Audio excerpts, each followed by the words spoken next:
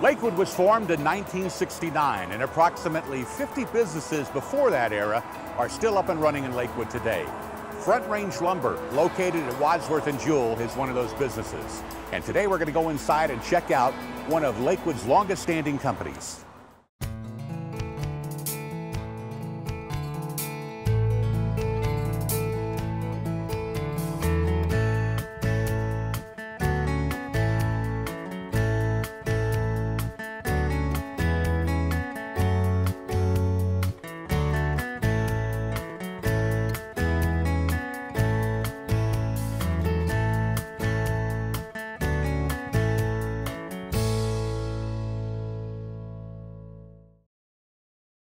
Hey Mike, how are you? Good, how are you? How's the deck? Oh, it's great. Looks as good as the day we put it in. That's good. And the installation went okay and all that jazz? They went super. Ben did a great job. Thanks for finding them for me. That's great. What can we help you with today? Well, I'm looking to maybe put together a pergola, but I'm going to need some help with that. Sure. I'm sure you saw the one out front. That's a real simple one, but it gives people ideas what they can do. I have some samples and stuff out in back that we're playing with to make a display. You want to come around back and we'll kind of play with those? Yeah, absolutely. Okay. Sounds great. Let's come on back. So as I was saying, inside I'm building some samples of a typical, what I call post and beam connection, which is a post and then the beam that's the horizontal member. But before we get going on that, I'd like to show you something. This is a section of a tree, obviously. Everybody knows about trees and tree rings and all. But what I want to show is that this is the heart, what's called the heart center of the tree, which is the center, the year one of the tree. Any board that has a section of that in it is guaranteed to crack radiating out from that center, just like this log is. And here's an example of that, where here's a 6x6 that is the dead center of the tree, and again, the cracks are radiating out from that center of the tree. Oh yeah. The reason why I bring that up is that all of our timbers that we stock are what's called free of heart center, which means that it does not have that center of the tree. Okay, so Mike, this is a bundle, we call it a unit of 6x6s. These happen to be 10 foot long. They're fresh from the mill. And I just wanted to show you, we'll pull off the wrapper here real quick. None of them have the center of the tree. Wood is still a natural product. It's still going to do whatever it does. If you don't have the heart center, that certainly is minimizing the cracking and stuff. That's important because a post, especially on a pergola, is a real visible item of your pergola. And you want to try and keep that cracking, known as checking, to an absolute minimum. There's all sorts of different types of wood, and I refer to rough sawn lumber. This is a cedar. It is rough sawn on the one side. On the other side, it's still smooth sawn. But what I've done is I've laid out just some of the 1x4 that we carry here in stock, just to show the vast diversity of materials that's available, and that you certainly can rely on your local lumberyard to educate you more fully about in your particular project. Some are more finished grades, like this happens to be oak. We go to poplar and maple and clear fir. We go to composite, to redwood, to cedar, like I mentioned, to pine that's been finger jointed together. And then finally, the last board is what's called blue stain, and there's a lot of buzz about blue stain, otherwise known as beetle kill. For a pergola application, you probably want to stick more with something of a knotty cedar or a Doug fir of some sort, simply because it's going to have the characteristics to last longer. What is it that you think makes Front Range lumber different from everybody else out there? Well, that's easy, our employees, hands down. And I think a lot of people brag about their employees, but the facts stand for themselves. My newest employee has been here over 5 years. All of my employees have at least 20 years of building material experience, most of them working in a lumberyard or a hardware store type of environment. Certainly my dad is the extreme of that. If he's been in the lumberyard since 1956, he has a huge amount of knowledge and the transition of a lot of material changes, technique differences, construction differences that have happened over those almost 50 years. That experience with our employees and all the hard work that they do every day is what makes us competitive and remain successful.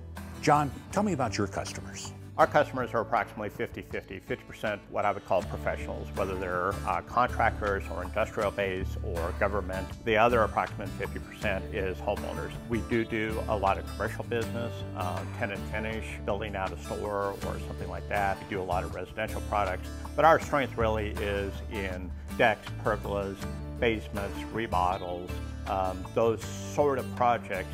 They're not necessarily small or big.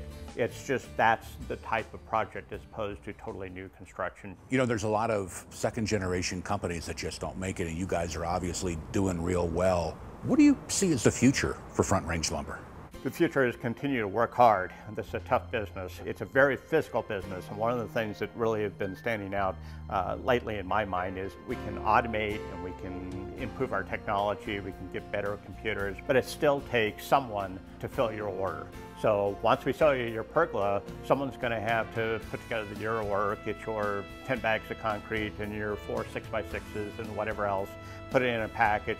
Someone else is going to have to drive that truck to you. The amount of physical work involved is still outstanding.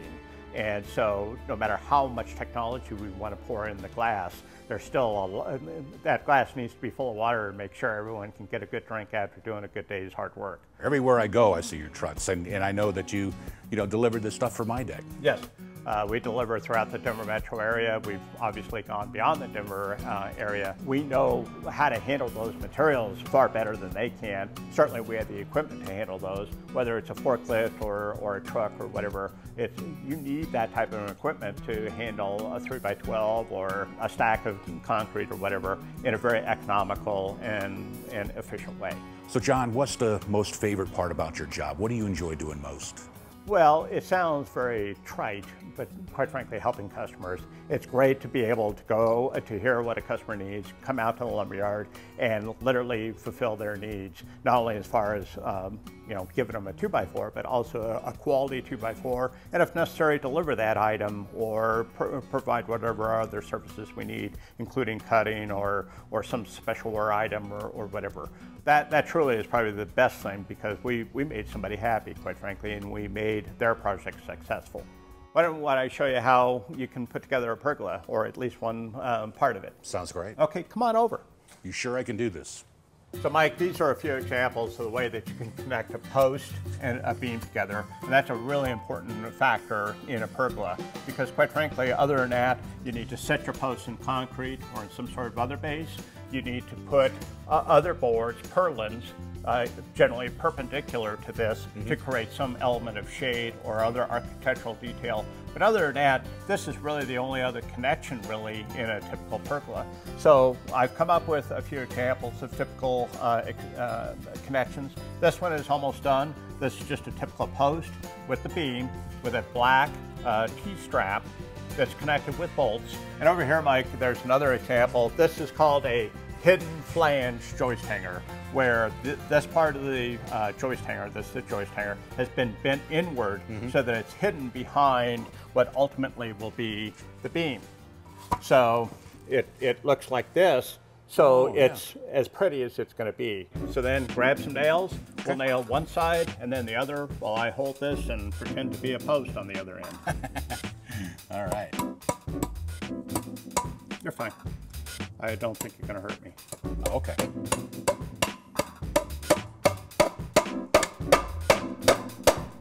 Okay.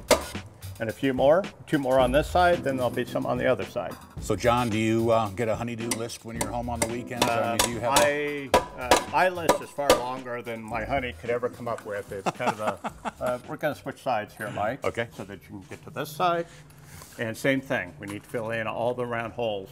It's really important that you follow all the fastener instructions, whether it's bolts or nails or screws, in using joist hangers, in order to make sure that the load-bearing capability of the hanger is properly fulfilled. In many cases, you have to use special nails or bolts. Okay, this is a third type. This just is yet another one of those black decorative hangers.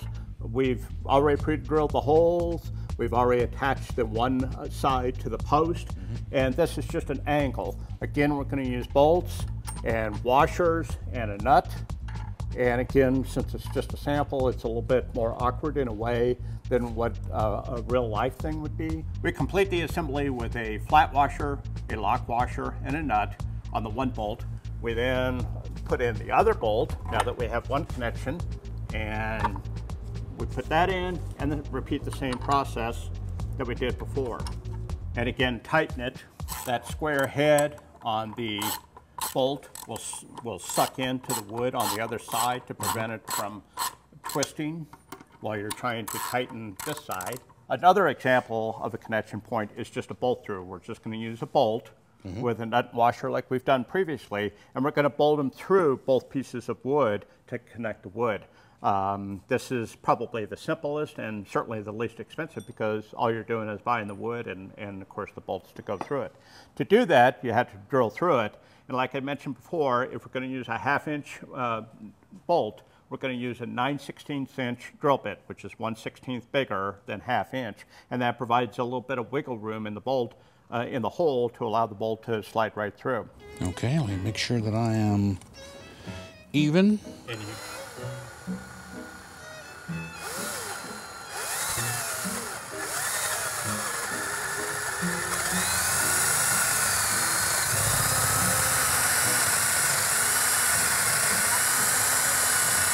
We've already drilled into the beam. We've already drilled most of the way through the post. We've already drilled most of the way through the post, and we're using our trick of just barely penetrating the other side to indicate where the hole is. We're going to finish drilling from this side now. Okay. And I wouldn't worry about Think we're all right? too much because you don't have much to drill through. You probably only have a 1/4 to a 1/2 inch at most. There you go. There's one. We're through. And finish the second one that you had drilled. So from here, it's just a matter of assembly. And again, your posts would be set in concrete or some sort of anchor base. You're just going to apply this to the post. Okay. It probably would be easiest to put the bolt through here so that we have some sort of reference point. Yeah. Slide it in, and the bolt is coming through the other side. Yep. This is a great example of where that square head underneath the actual head of the post is not letting the bolt go through all the way, but once you tighten down the other side, it sucks the head further into the wood, and that square part will mean that it won't rotate around. Okay, so this is the finished product, Mike. A typical post. We did not set it into anything. It's just sitting on top of the asphalt here in our parking lot. We did do the bolt-through connections. Yep. Just like what we did on the samples, on both cross members that went each way. This gives you an example. This is a 3x12, which is exactly what we were using inside. This other side is only a 3x8, which is obviously a little bit smaller, just to give some sort of sense of proportion and all. And then we use 2x6s on edge for the purlins that create some element of shade. Obviously, that amount of shade varies where the sun is at any given time. This is the finished product. I know that you wanted to come in and talk to my dad for a couple minutes. That'd be great. You guys go way back. Sure. Come on in and we'll get you two set up. All right. So, John, how long have you been here? Well, since 1965, as a matter of fact. It's been a great run, as a matter of fact.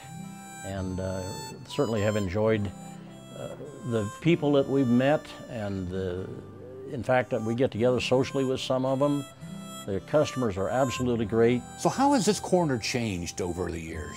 We've seen the McDonald's come, and we've seen the Jewel Square shopping center come in, and Papa John's next to us. Of course, before that it was a service station. All of this was being built in 1965 right across the street. It has changed tremendously, as a matter of fact, for the better. Did you ever think back, looking back to 1965, that all these years later you'd still be here?